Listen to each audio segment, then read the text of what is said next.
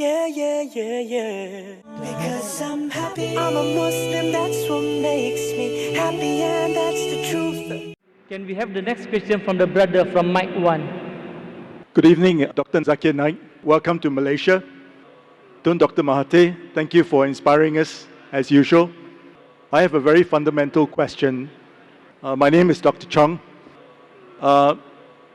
Is it wrong for a man who knows nothing about Islam to convert simply because he wants to marry a Muslim woman?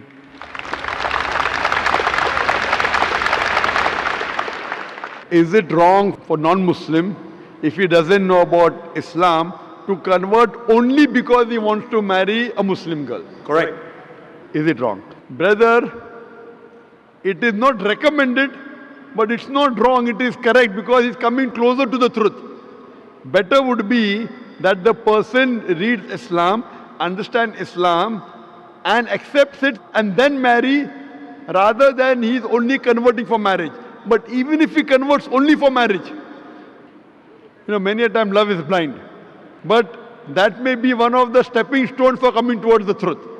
So if he only converts because of marriage, as long as he practices Islam after that, no problem. But better would be he reads Islam, understands, accepts it, and then marries, rather than only for namesake become a Muslim and then marry. But many a times I know personally many non-Muslims who only accept Islam because of marriage, but later on they become practicing Muslims. Main important is the end result. If the end result is if he converts for namesake, but after a few years practices Islam correctly, then no problem. But better would be he understands the religion, accepts it, and then marries.